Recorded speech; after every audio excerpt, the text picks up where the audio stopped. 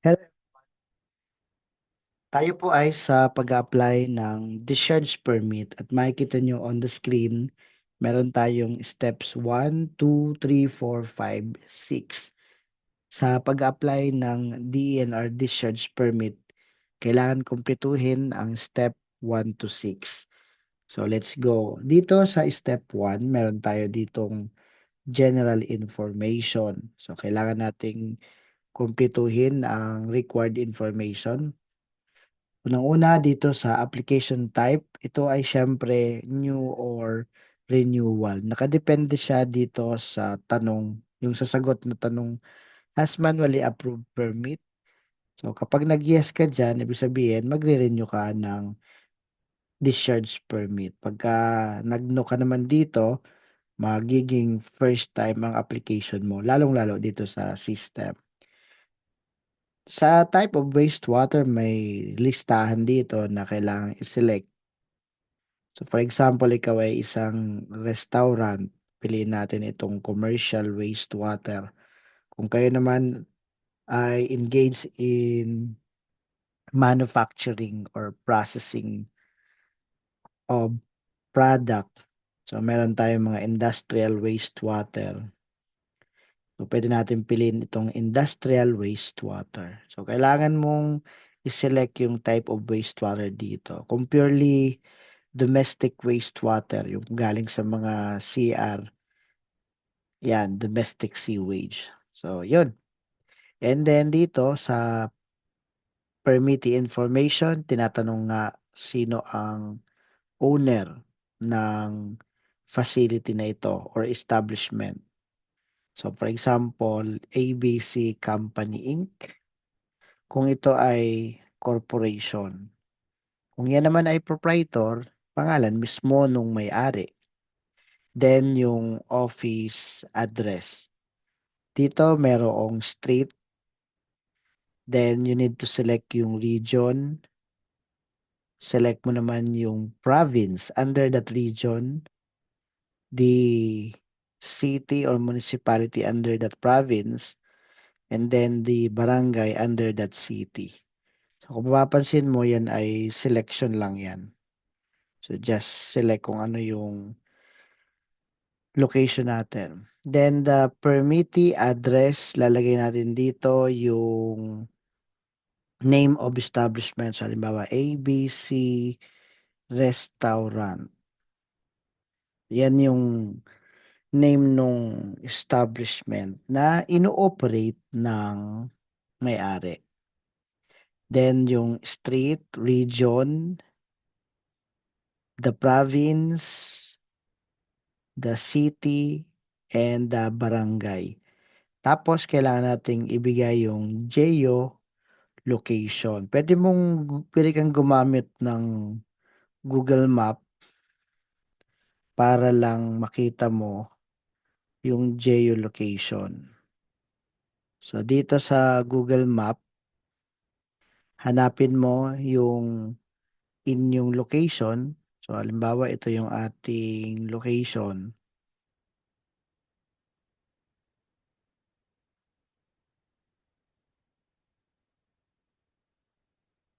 Yan, halimbawa dito.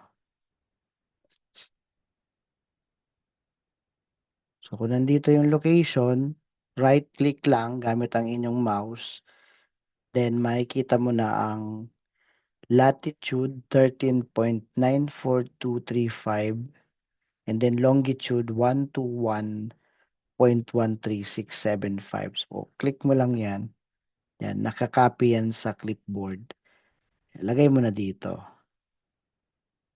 Latitude at saka longitude. Yun, ganun lang kadali. And dito, kailangan i-provide yung ACC reference or control number or kung applicable sa iyo CNC, yung control number niya. Makikita mo yan mismo sa dokumento. The hazardous waste generator ID, makikita nyo naman yung control number niyan sa hazardous waste generator registration certificate. wala namang ibang naka-highlight na number doon. So, makikita mo yung OL, G, yan, meaning generator. And then dito, TIN, so tax identification number ng company. Pagka na-approve ang discharge permit, nag-a-appear yung TIN sa dokumento. And then dito, we need to select yung industry category. Selection lang din yan. Hanapin mo lang yung industry category. So, halimbawa, restaurant yung ating establishment, edi piliin mo itong restaurant. So, marami yang pilian dyan, depende sa nag apply ng discharge permit. After nun, kailangan mong i-provide ang legal classification. Kung ikaw ay proprietorship, ang ownership term ay 100%, ang foreign ay 0, ang government ay 0. Ganon din sa private corp, private ownership term 100% and the rest is 0. Kung ito naman ay multinational, kailangan ma-identify ilan yung percent ng Filipino or foreign. Yan. And then sa government, 0. Meron ditong sa legal classification na others, yan na yung mga sa government, lalo yung LGU or SUC, GOCC, kung ano man po ito. So, syempre, private ay 0, foreign ay 0, and then government ay 100. Kailangan din kung anong year na establish ang company or yung completed na yung construction ng facility. Pero mas madali nang tingnan kung anong year na issue ang ECC or CNC. At madali ring tingnan kung meron kang alin yung first time issuance ng DTI or SEC.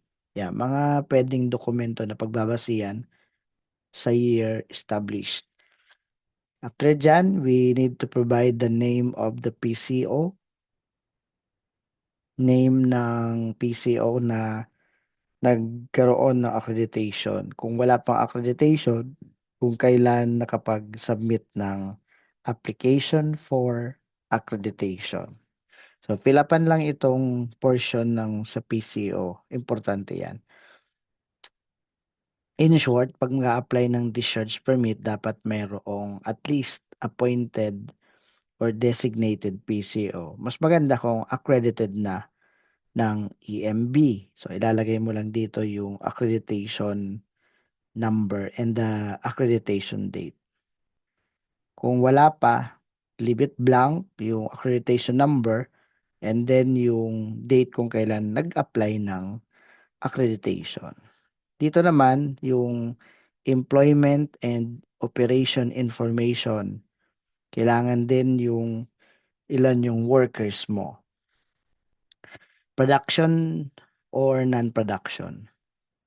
Same sa ilan ang hours per day, days per month, months per year, and the number of days with discharge per month. So, dito sa number of days with discharge per month, kailangan mong ma-identify yan kung ilang beses sa loob ng isang buwan nagtatapon ka ng tubig pabalik sa ating mga water bodies or papunta sa water receptor, then it will end up sa water bodies. Ang mga effluent ng ating mga treatment facilities, ilan beses tayo nagdi-discharge sa loob ng isang buwan. Minsan may mga naglalagay dito ng 30 days dahil ang interpretation nila araw-araw sila nagdi-discharge ng wastewater. Then dito sa baba ang source of water supply, kung meron kang water connection sa MWSS in Metro Manila, yung Maynilad or Manila Water. At kung sa iba, local water district, so meron kang water billing statement, pwede mong malaman ano ang average monthly water consumption mo. So tali mo lang yung mga water consumption yung monthly and then get the average. Say meron kang 12 na water billing statement, edi divided by 12. And then you get the daily average, just divide it by the number of days of operation per month. Yung sinasabi mo dito sa itaas, number of days per month. So, lagay mo dito yon. And eventually, ma-provide mo na yung total water consumption mo monthly and then daily. Itong daily water consumption, i-distribute mo ngayon dito sa generating process. Mga activities na nakakapag-generate ng wastewater na itinatapon mo sa environment. So meron itong process wastewater, kung meron tayong tubig na ginagamit sa processing, manufacturing, gumagamit ng tubig. Itong ating 13 cubic meter per day, ilan dyan ang pwedeng magamit per day. So kung hindi naman tayo nasa processing or manufacturing, wala tayong mga activities, wala tayong pwedeng indicate na wastewater flow. Then, yung ginagamit na tubig for washing or cleaning, cooling, domestic, recycled or reuse, others, and then yung total volume of discharged wastewater. So, usually, mapapasin mo, balanse yung cubic meter for water consumption and then sa discharge. Now, ang iba, minaminus nila itong sa others dahil hindi na daw ito kasama sa wastewater. So, instead na balanse 13 point something ang inilalagay nila dito, minaminus nila yung sa others kasi nga hindi na siya daw mahahakot, ka-capture sa ating mga tanks, sa mga treatment facility. So, it depends on the region. Kaya pagka nag-apply ka, check mo na lang kung may remarks, comments ang evaluator. But for this time na nag-aaral tayo, i-balance nyo muna. So, kung ano yung tubig na pumapasok sa ating facility or establishment, yun din muna yung total volume of discharge. So pagka yan ay pinabago, baguhin nyo lang. And then, generating wastewater with heavy metals, may mga nasa industrial facilities, gumagamit ng mga chemicals, so prone na makontaminate ang mga wastewater stream. Yung mga industrial facilities, halimbawa, gumagamit ng chromium.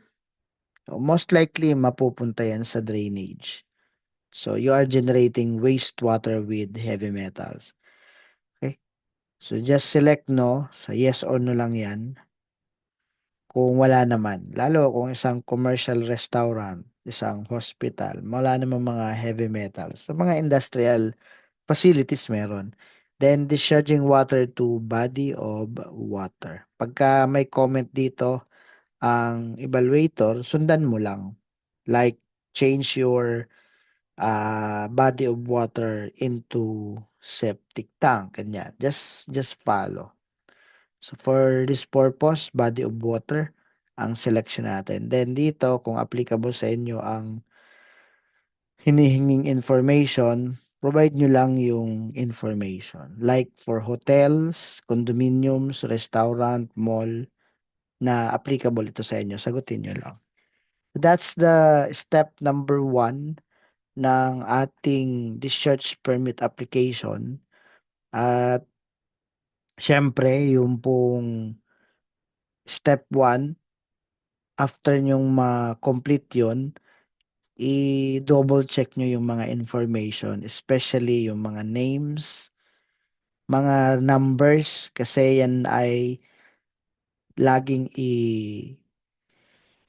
babangga doon sa attachment. Kung medyo nagkakanda mali ang mga numero, i-return ang ating application.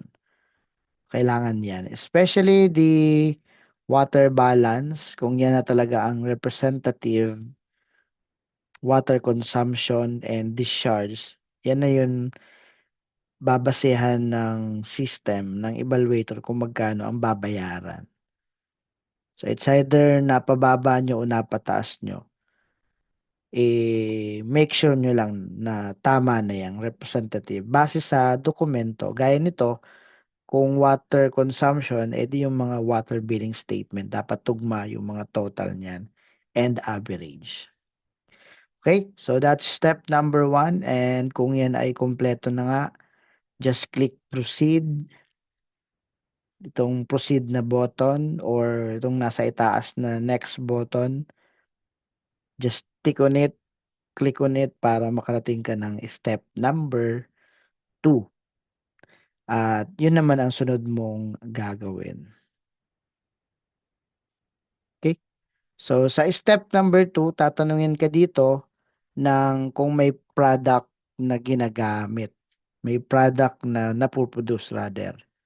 At base naman sa ating mga ECC or CNC, nakikita naman doon kung ano mismo yung activity natin, kung may annual production tayo. So basically, sasagot nyo yan kung meron o wala. So yes or no lang ito. If you tick yes, kailangan mong sagutin yung mga required information like the product name, annual production capacity based sa inyong ECC or CNC, and then the actual production in the previous year, at saka yung type of process.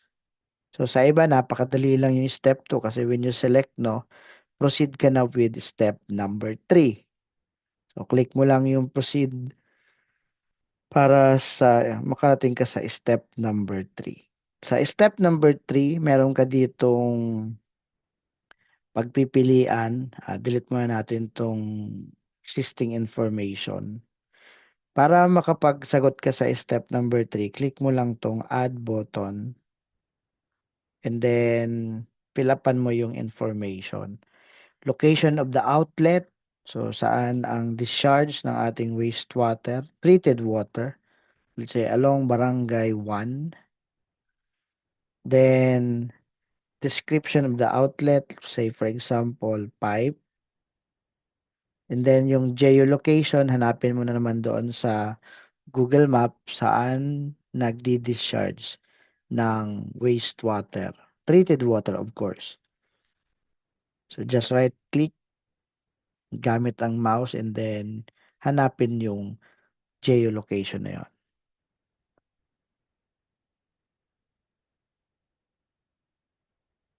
So nilalagay natin dito ang latitude and longitude. So paano nga yun? Just right click kung saan nagdi-discharge.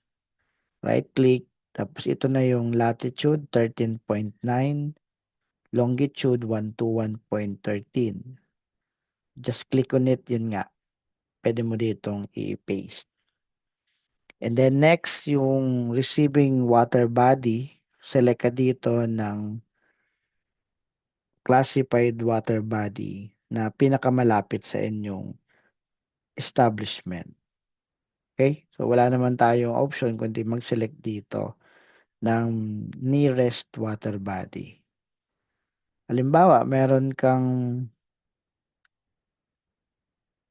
ito yung iyong facility.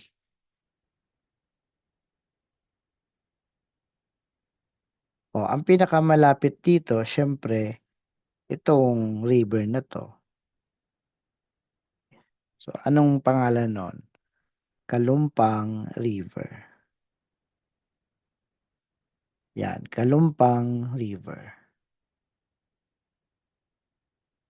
So, piliin mo lang siya dito kung makikita mo, Kalumpang.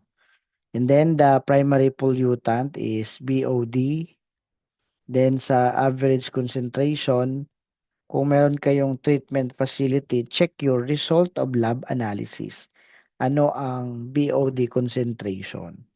Kung wala, septic tank lang, i-default nyo lang dito ng 50, which is yan yung standard for BOD, for class C water. At yung average rate of discharge, yan yung nasa step number 1, kung ano ang dineclare mo na total volume of discharge. And then, dito sa average load, leave it blank, 0, bahala na yan ang system.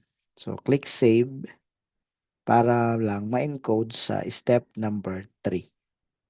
And you are now ready to proceed with the step number 4. Now, dito pa din sa step number 3, sabi dito, only one outlet is allowed per application. Kaya kung meron kayong multiple outlets, meron kayong 2, 3 na treatment facility, may kanya-kanyang outlet pipe, dapat may kanya-kanyang discharge permit yon. Unless meron kang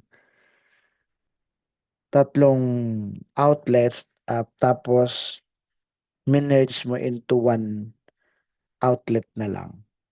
So, sa isang outfall na lang, kumbaga. Isang discharge permit lang yon. So, next, step number 4, click mo lang yung proceed or yung next. Alin sa dalawa, proceed ka with step number 4. Dito, kailangan mong alamin sa inyong facility kung may metro. Especially yung locations ng metro, meron ditong pilian na influent, effluent, or both, total facility effluent or wala. Sa mga may septic tank lamang, oil and water separator, oil and grease interceptor, wala talaga yung mga metro. Kaya none saka not applicable. Pero kung meron kayong mga treatment facility, piliin mo dito sa influent bago pumasok ba ng treatment facility, yung metro, o bago lumabas ang tubig, may metro, effluent, or both, or kung multiple treatment facilities, total facility effluent. Very common yung effluent bago lumabas ng treatment facility. I mean, bago i-discharge, naka-metro. And then dito sa type or method used, parang method of reading, meron ditong direct reading. Sa mga septic tank na walang metro, not applicable ang sagot natin.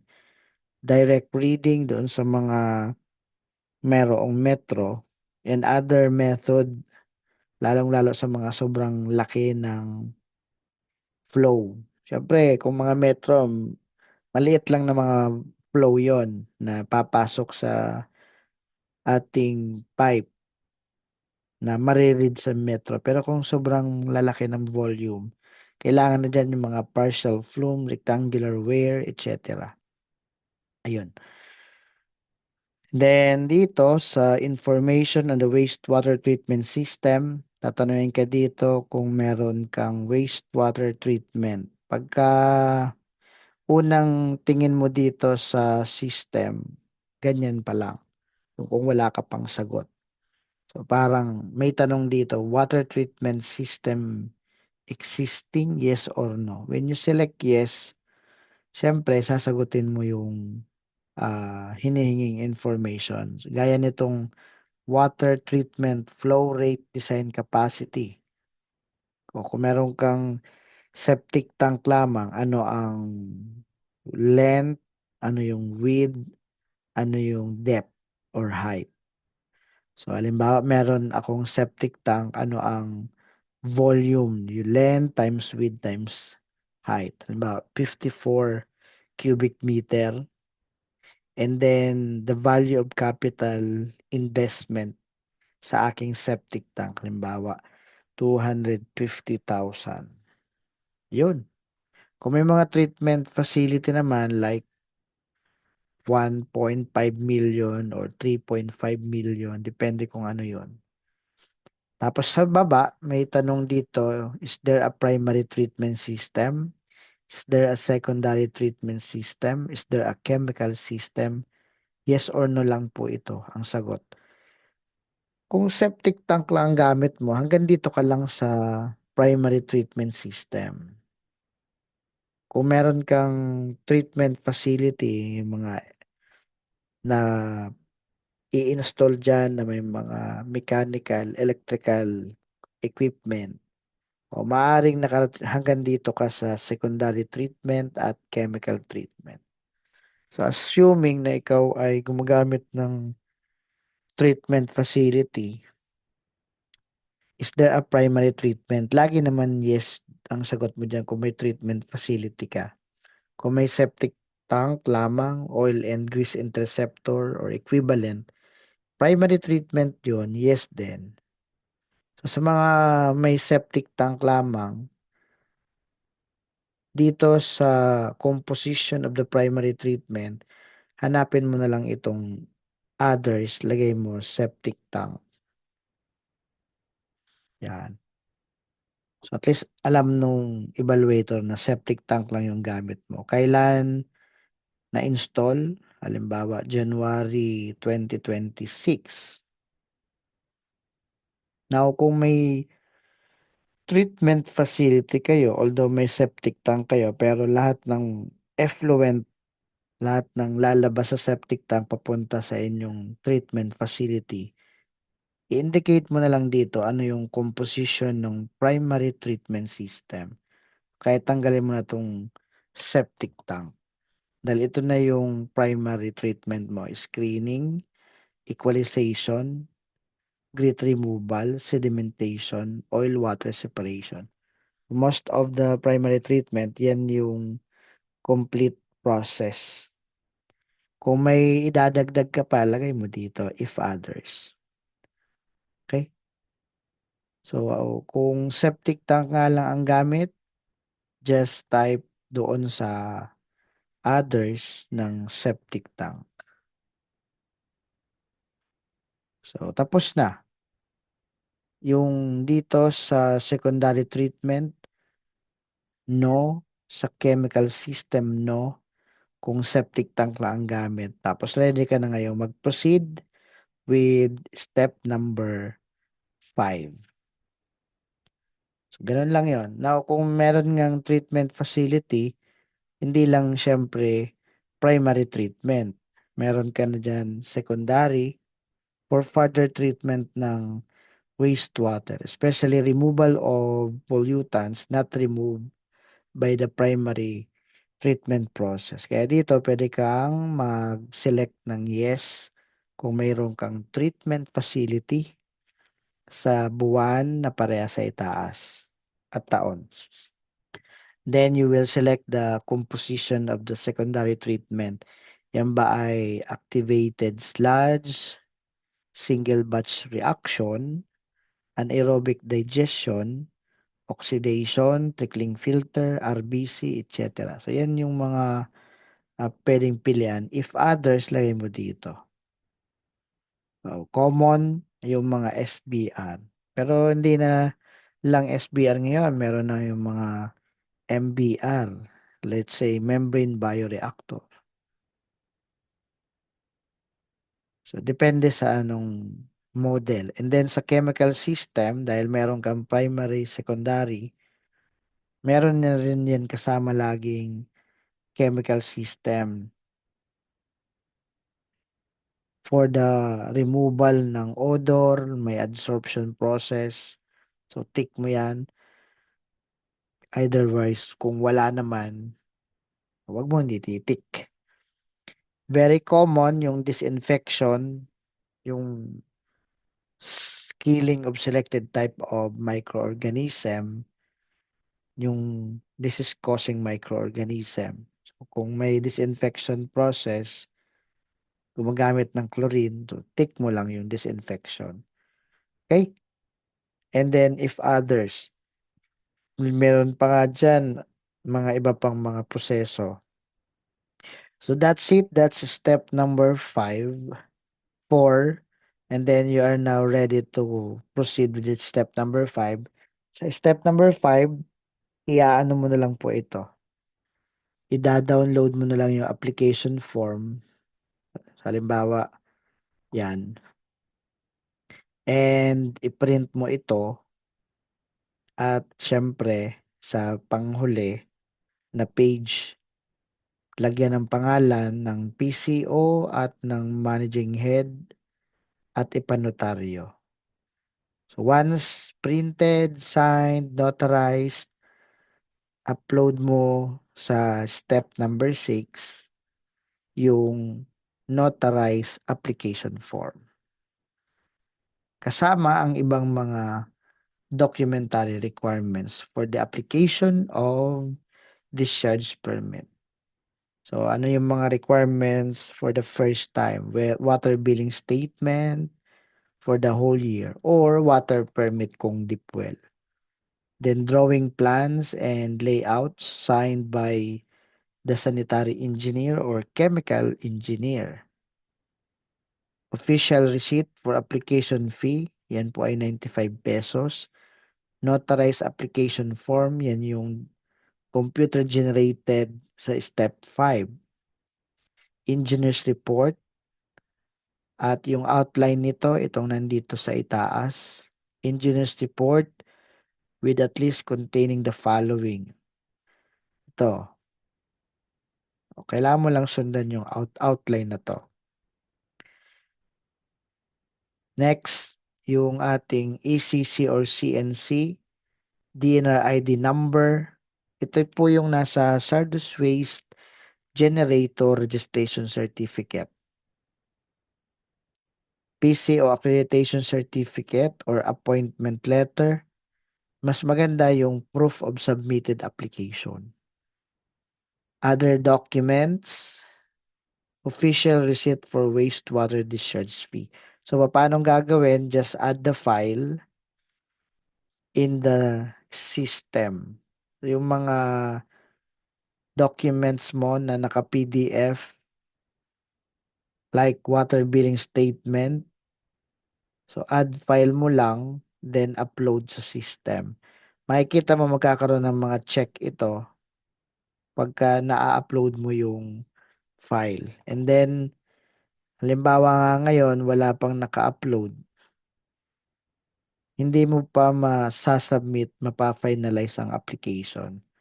Kapag kompleto na yung mga requirements, habang wino-workout mo yung application, itong official receipt for the application fee, saka official receipt for discharge fee, kahit walang tick yan, sasubmit mo ang application kasi isasubmit mo pa lang muna yung mga requirements at pag nakita ng evaluator na kompleto na, saka ka palang bibigyan ng order of payment na pwede ka magbayad sa Land Bank link-based portal. At yun na yun, i-upload mo na yung official receipt nun. Pero habang hindi pa na-evaluate, hindi pa ito kailangan itong receipt na ito. So you can finalize your application then submit your application kahit wala pang official receipt na itong dalawang ito dahil nga subject for screening pa ang iyong documents. So that's how we apply for wastewater discharge permit step 1 to step number 6. At kung kayo ay may tanong pa, you can just type it below and we are happy to answer that. Thank you very much for time listening. At kung gusto niyo matuto kung paano pa yung ibang mga pag-apply ng DNR permits, check nyo lang dito sa ating channel. And of course, I am inviting you to attend the basic PCO training course conducted by JP Environment Consultancy Services. Ito pong mga training na to ay in accordance with DAO 2014-02. Ang location po ng basic PCO training ay sa Lipa City, Batangas. You can contact 0917-360-1178, 0917-360-1178, or pwede kayo mag-email sa jpex.training@gmail.com para sa mga invitation or registration link. jpex.training@gmail.com. Maraming salamat everyone and God bless us all.